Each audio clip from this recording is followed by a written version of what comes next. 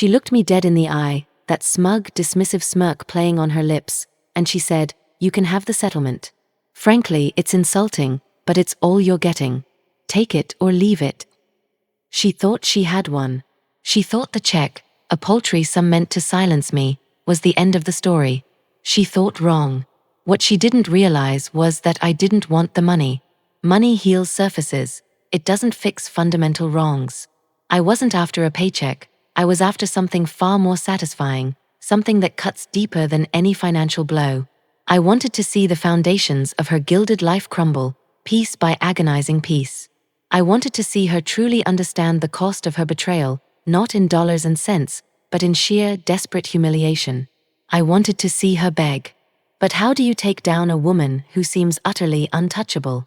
A woman who is a regional sales director, married to a high-powered attorney, living in a house that looks like it belongs on the cover of Architectural Digest?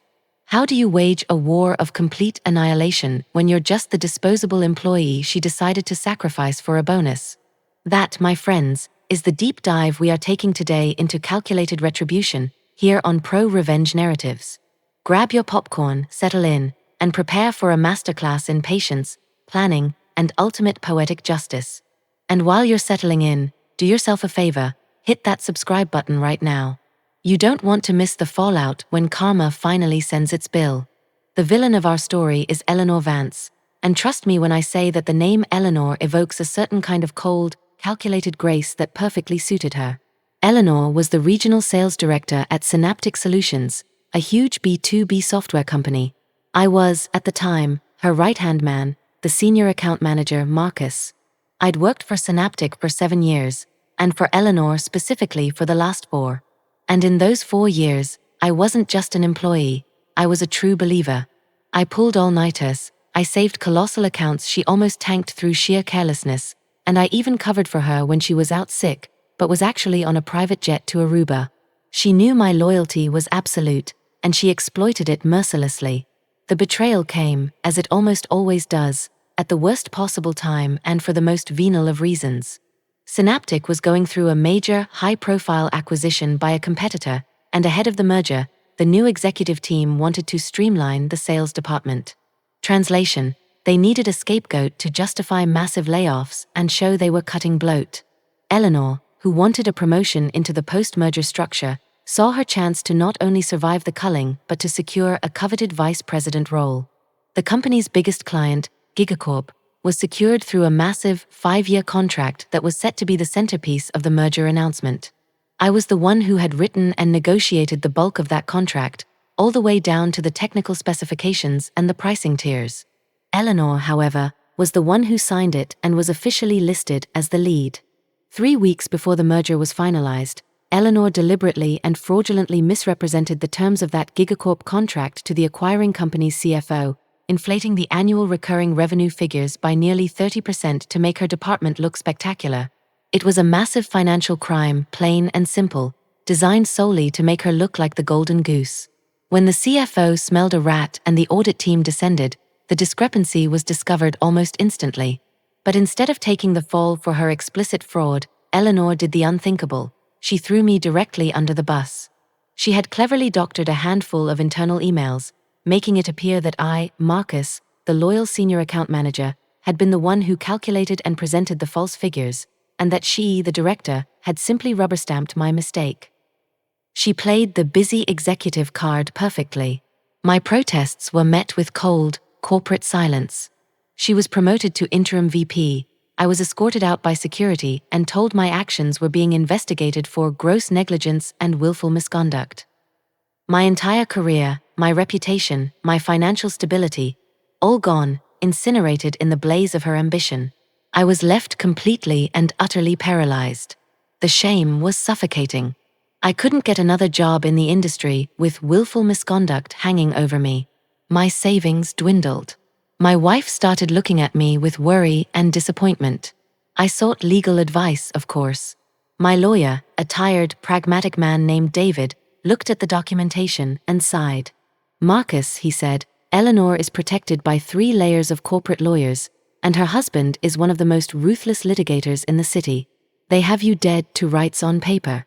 She made a perfect paper trail. We can drag this through court for 3 years, spend every cent you have left, and maybe, we'll get you a small settlement just to make you go away. The best you can do is take the minimal settlement she's offering, sign the non-disclosure, and try to find work in a different industry. It's the smart play. The settlement offer was $60,000, provided I signed away all rights to sue, disclose any information, or ever mention Synaptic or Eleanor again. It was a golden gag, a cheap buy-off for the destruction of my life. That's when I sat across from Eleanor's attorney in a sterile, glass-walled conference room. Eleanor wasn't even present, which was the final, stinging insult. Her lawyer just slid the document over. Take it or leave it. We have a flight to catch. That was the turning point. It wasn't the shock of the firing or the shame of the escort. It was that moment in the conference room. That casual, arrogant dismissal of my entire life's work. That complete assumption that I was just another problem that could be solved with a mediocre check. I looked at the dotted line, then at the lawyer's bored face, and something snapped. The desire for money evaporated, replaced by a cold, surgical clarity.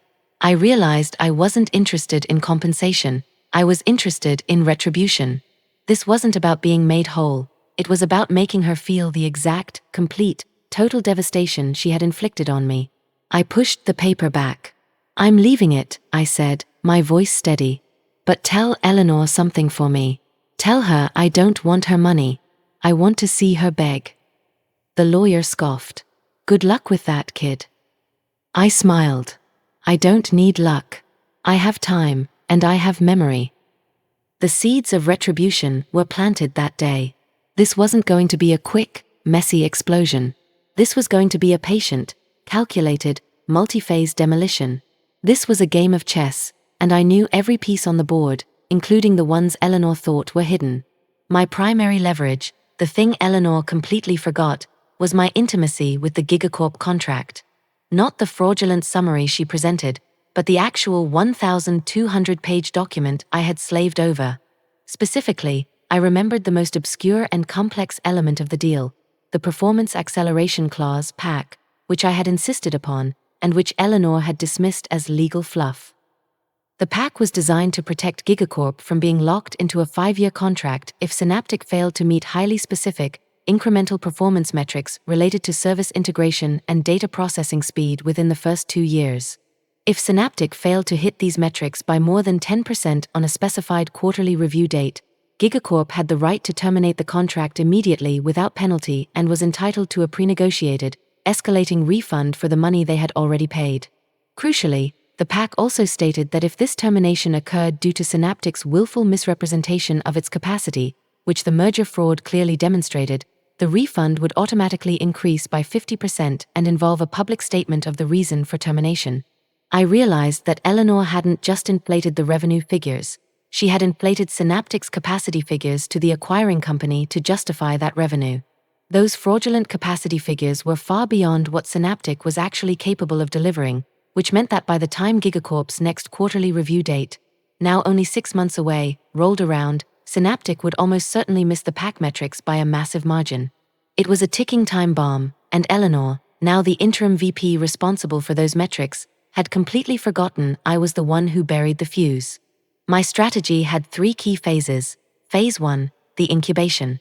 For 6 months, I went dark. I moved to a smaller apartment. I got a low-key, non-industry job as a project manager for a construction firm to keep the lights on. Most importantly, I did nothing that would make Eleanor or Synaptic think I was plotting. I let them believe I was defeated, poor, and working on a building site, exactly where they thought I belonged. During this time, I meticulously cross-referenced my personal notes on the Gigacorp implementation with the public quarterly reports Synaptic was releasing post-merger. The data confirmed my hypothesis. They were falling further and further behind the required metrics. Every successful quarter Eleanor announced was a lie built on the sand I was about to wash away. Phase 2, the setup. 2 weeks before the critical quarterly review date, I reached out to a former colleague, Derek, who I knew was utterly disgusted by Eleanor's conduct but was too scared to speak up. I didn't tell him the whole plan. I just needed one thing, confirmation that Eleanor had never designated a specific, high-level PAC compliance officer as required by a different minor clause I had also sneaked in. Derek confirmed she had simply tasked a low-level manager with quarterly reporting that didn't even understand the PAC's existence. Perfect. No one was actually monitoring the countdown. Then, using a burner phone and a deep cover alias, I contacted the most notorious investigative business journalist in the city, a man named Victor Sterling, known for taking down corporate tyrants. I didn't give him the story, I gave him the first breadcrumb, a single, anonymous, encrypted email containing a one-page, legally sound, technical analysis detailing how Synaptic's current data processing architecture was mathematically incapable of meeting the performance benchmarks listed in Section 4.3b of the Gigacorp contract. I also gave him the date of the next quarterly review. I asked him to just confirm that analysis with an outside expert, and then I vanished again. I knew Victor wouldn't be able to resist the story, a potential $50 million contract implosion and a massive corporate fraud hidden inside a merger. Phase 3, the execution. This was the sweet part, the moment of impact. The quarterly review date arrived. Synaptic's internal team presented their satisfactory numbers to Gigacorp's technical director, completely unaware that the PAC was about to activate. At precisely 9:30 a.m., just as the meeting was concluding, two things happened simultaneously. First, Victor Sterling's exposé hit the front page of the city's business journal, not just confirming the performance gap, but also revealing the earlier alleged fraud that resulted in my firing. It didn't accuse Eleanor directly, it merely asked pointed questions about the sudden firing of the chief contract architect, Marcus Hollowell, shortly before the merger, and pointed out the PAC clause's existence. The article used the phrase performance acceleration clause 4 times, flashing it like a neon sign. Second, the technical director at Gigacorp, a sharp woman named Dr. Lee who had read Victor's article while drinking her morning coffee, walked back into the meeting, not with a contract amendment, but with a letter. It was an official declaration of immediate contract termination under the terms of the PAC, citing a performance shortfall of 18%. Crucially, based on the article's implication of prior fraud, Dr. Lee's letter also invoked the punitive section of the PAC, which triggered the public statement and the 150% refund. The air in that meeting room must have been sucked out entirely. The contract wasn't just gone, it was gone loudly, and Synaptic owed Gigacorp a massive 8-figure check, which had to be paid immediately from post-merger funds, a catastrophic hit that would tank the stock price. Eleanor, sitting in her new VP office, first got the call from the CEO, who was screaming about the front-page story. She dismissed it as media hype. Then, the second call came from the CFO, the Gigacorp termination. She went pale. Her bonus, her promotion, her reputation. All of it depended on that contract. She realized, in a flash of cold terror, that the PAC was activated, and she had no one to blame. No designated officer. No paper trail leading to me. The paper trail only led to the fraudulent revenue report she signed off on. The fallout was immediate and spectacular. The stock plummeted 30% in 2 days. The merger immediately soured, forcing the acquiring company to announce a massive, humiliating restatement of their projected earnings. An internal investigation was launched, not just into the Gigacorp contract, but into every department Eleanor had touched. But I wasn't done. The revenge was surgical, and the last cut was the deepest. I waited 3 weeks, long enough for the initial corporate panic to turn into a desperate, frantic search for a scapegoat. The corporate lawyers, fearing massive shareholder lawsuits, decided that the only way to minimize the damage was to demonstrate that the prior fraud and the current failure were the result of a single, highly negligent, and soon-to-be ex-executive. The target was obvious: Eleanor Vance. Her husband, the high-powered attorney, was trying to distance himself, sensing the coming legal disaster. Her friends were no longer returning calls. She was completely isolated. And then, the call came. My old, tired lawyer, David, called me. His voice was laced with disbelief. "Marcus," he said, "Eleanor Vance just called me. She wants to know if you'll take a settlement. Not $60,000. She's offering $250,000, plus a full, written exoneration for the misconduct accusation, in exchange for your silence on any further details about the Gigacorp contract." This was the moment. The culmination of 6 months of strategic silence. I told David to call her back directly. I told him to put her on the phone. The moment I heard her voice, cold, stripped of its arrogance, it was like hearing a stranger. "Marcus," she whispered, "please. This is destroying me. I'm being investigated. They're going to fire me for cause. I can't lose my house." I let the silence hang there, heavy, complete.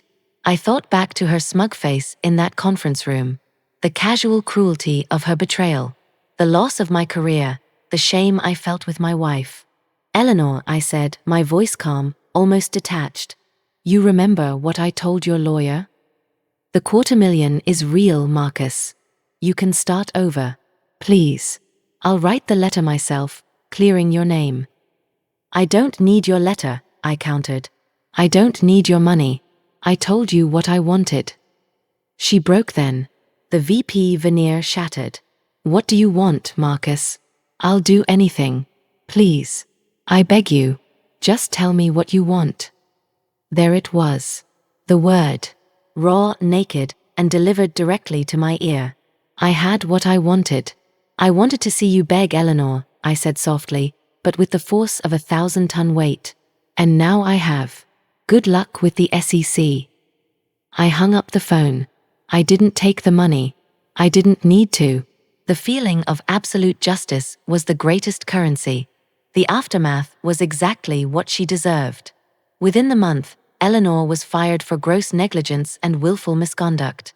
The company needed a sacrificial lamb to appease the angry shareholders, and she had gift-wrapped herself for the slaughter. The public statement clearing me of the initial charge was issued not by her, but by the new CEO, as part of the damage control effort. She lost her job, her 6-figure salary, and the respect of her entire professional network. Her husband, seeing a woman with zero professional worth and a pending civil lawsuit looming, initiated a very public and humiliating divorce. She had to sell the mansion, downsize, and take a job as a regional administrator for a nonprofit, a ghost of her former glittering self. Me? I got my name cleared, not through a settlement, but through the corporate necessity of my vindication. I still had my construction job, which I discovered I actually enjoyed, and the time away had given me perspective. My wife was proud of me, not for the revenge, but for the quiet, calculated strength and integrity I showed when faced with the ultimate temptation of taking the easy money. I didn't just move on, I moved up, leaving the toxic, soul-crushing world of corporate sales behind forever. The moral of the story is simple. Some injustices are too deep to be fixed with a check. Some debts can only be repaid with the exact, proportionate humiliation suffered by the victim. Eleanor Vance thought she was above the rules. She found out that karma doesn't send a warning letter, it sends a contract architect with a memory like a steel trap.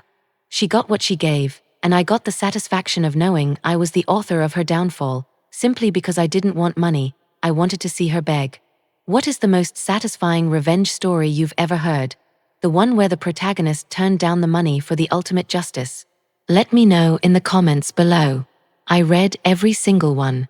And don't forget to like this video and subscribe for more pro-revenge narratives. Until next time, stay sharp, stay patient, and always remember where you buried the fuse.